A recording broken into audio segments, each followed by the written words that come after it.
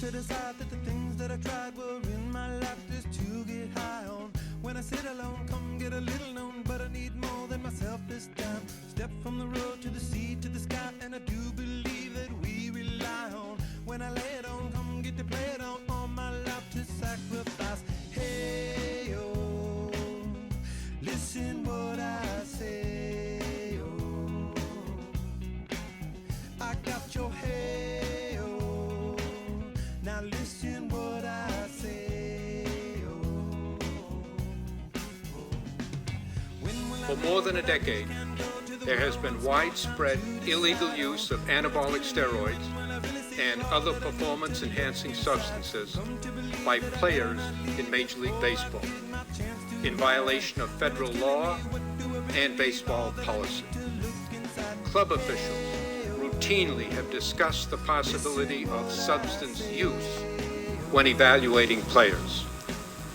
The response by baseball was slow to develop and was initially ineffective, but it gained momentum after the adoption of a mandatory random drug testing program in 2002. That program has been effective in that detectable steroid use appears to have declined. But the use of human growth hormone has risen because, unlike steroids, it is not detectable through urine testing.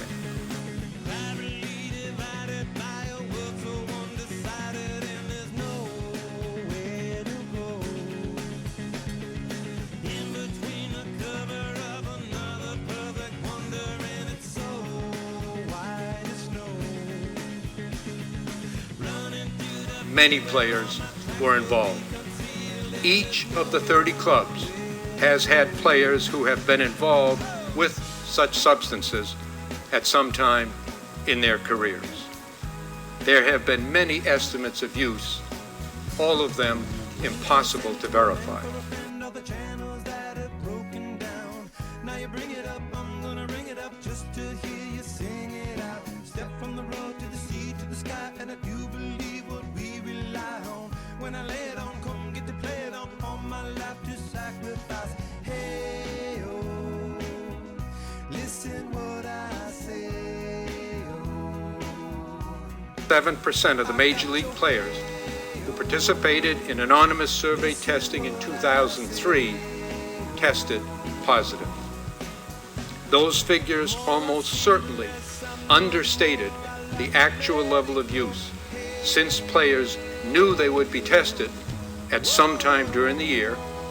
The use of human growth hormone was not detectable in the tests that were conducted, and as many experts have noted, a negative test does not necessarily mean that a player has not been using such substances.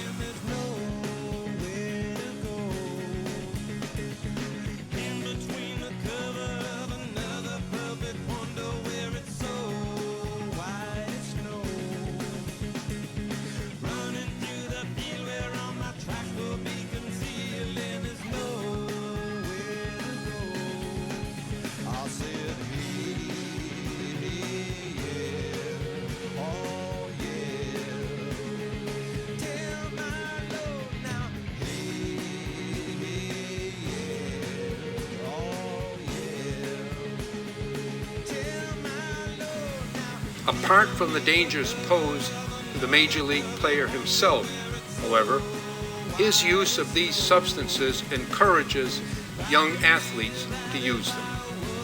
Because adolescents are already subject to significant hormonal changes, the abuse of steroids and other substances can have more serious effects on them than they have on adults.